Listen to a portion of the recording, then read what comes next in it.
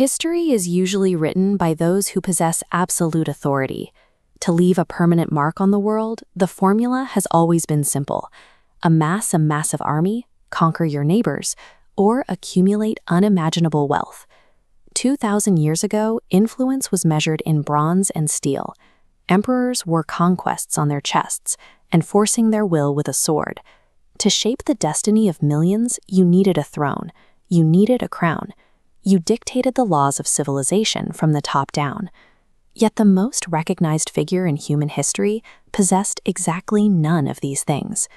He was born in Bethlehem. At the time, it was an insignificant speck on the map, a quiet collection of stone structures entirely eclipsed by the glittering capitals of the Roman Empire.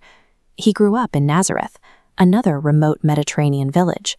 There was no wealth here, no political elite, no social ladders to climb. For the first 30 years, he worked with his hands.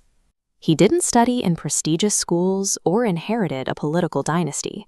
He was a carpenter.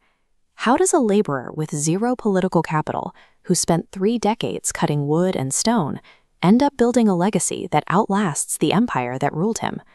At 30 years old, he stepped away from his trade. But he didn't head to Rome or petition the local rulers. He bypassed the halls of power entirely. Instead, he walked. He traveled on foot from town to town, speaking directly to everyday people in the dust of their own streets. His message dismantled the ancient world's operating system. In an era where vengeance was the law and dominance was celebrated, he told people to love their enemies, to forgive those who oppressed them. He specifically sought out the people society had discarded: the poor, the broken, the sick, those wearing the literal and figurative rags of the empire. And the historical accounts say he backed up his words with impossible actions. Stories spread of him healing the chronically ill, restoring sight to the blind, and even bringing the dead back to life. Within months, massive crowds were tracking his every move. He was generating absolute devotion, achieving through radical compassion what Rome could only enforce through the sword. But that level of unstructured, rapidly expanding influence is dangerous. It threatened the strict order maintained by both the religious elite and the Roman governors. The authorities reacted the only way empires know how when their control is challenged. They moved to crush it with lethal force. He was suddenly arrested in the middle of the night, pushed through a swift, rigged trial, and sentenced to die. The method was crucifixion. It was an agonizing punishment meticulously engineered by the Romans to cause maximum public humiliation, permanently labeling the victim as an enemy of the state. Even then, breathing out in front of a mocking crowd, he refused to strike back. He looked at the men driving the nails and asked God to forgive them. To any logical observer standing there that afternoon, this was the end. The movement was dead. A powerless man had been permanently erased by the machinery of the state. 3 days later, the narrative fractured.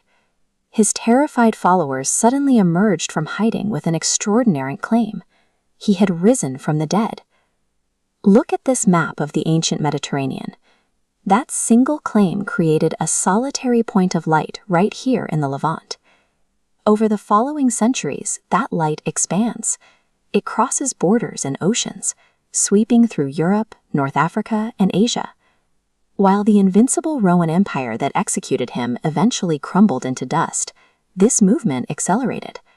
A penniless carpenter from a forgotten village built a faith that now shapes the cultures, laws, and daily lives of billions of people. 2 millennia later, that original message of love is still operating. You can see it in the hands and faces of people alive today. It survives in everyday choices, in the quiet acts of kindness for a stranger, the difficult decision to forgive an offense, and the stubborn persistence of hope when things go completely dark. He remains an eternal symbol of compassion that successfully defeated the old rules of power and violence. So, looking back at the most profound anomaly in human history, the question remains: who is Jesus Christ to you?